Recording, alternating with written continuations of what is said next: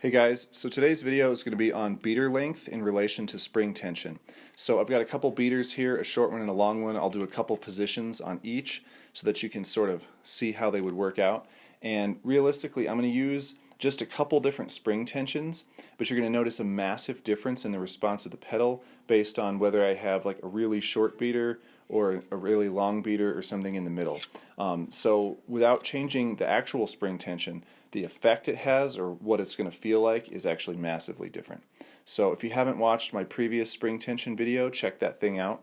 It's on my channel. I'll probably put a link to it somewhere up here. Hopefully this is helpful. If you've got questions about this, let me know if you need more information or what kind of topics you want me to cover in future videos. I probably can't guarantee I'll do it, but I might. It's a possibility.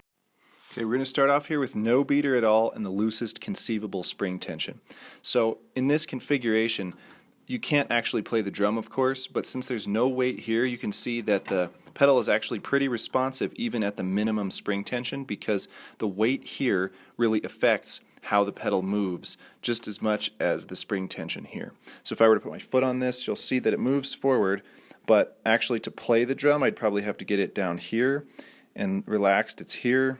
So it's actually holding my foot up. If you watched my video on spring tension, you'll know that that means that this is not as loose of a tension for this weight setting as it could be, but the spring will just fall apart. I don't have enough adjustment here.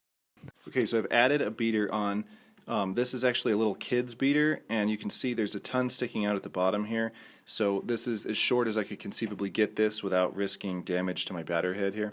And it actually comes out right to about the center of this 20-inch bass drum. So of course it's below my impact patch here. And I don't play centered on my drum normally because this short of a throw kind of affects the technique.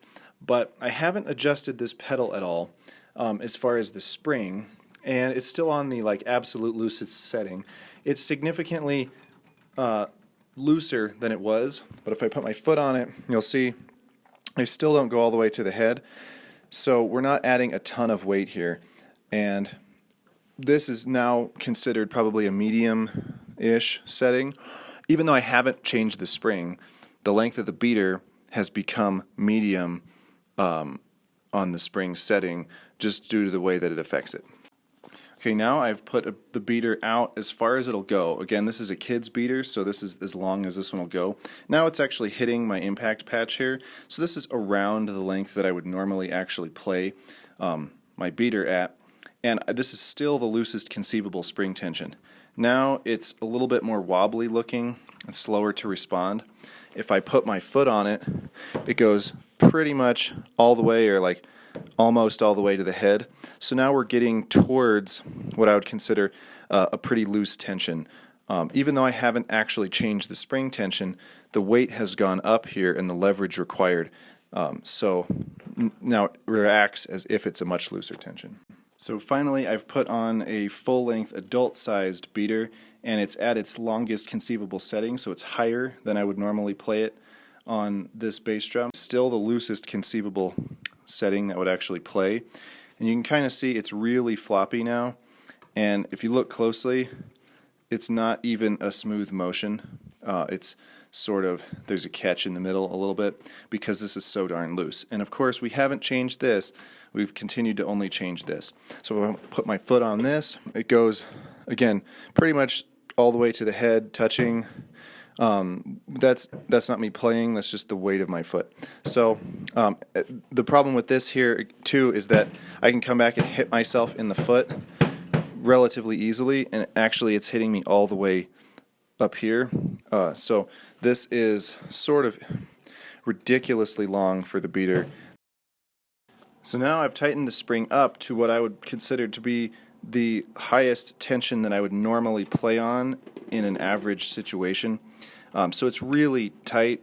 It's not all the way tight, but that's significantly more stretched out, as you can see.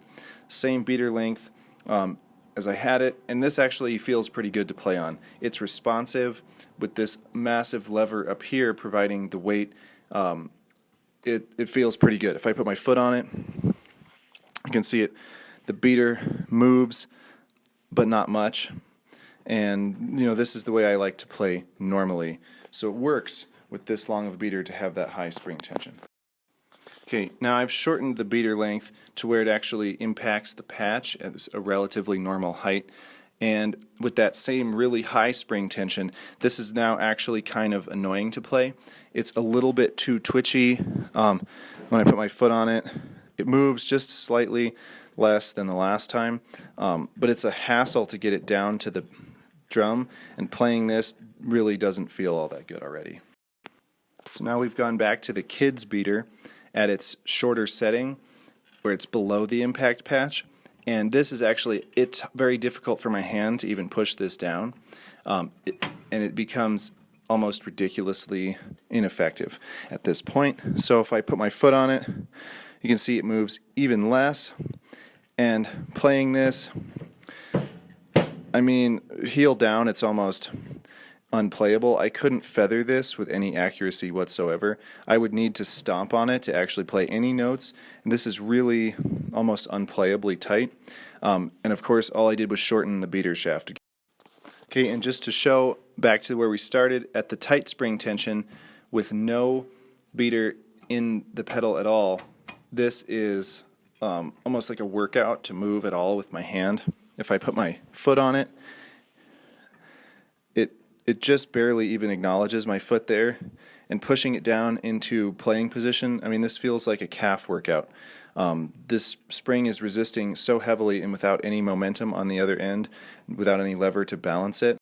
It's sort of absurd, the level of tension that spring actually causes. Okay, that was it. Hopefully that was helpful. Thanks for watching, and I'll see you guys next time.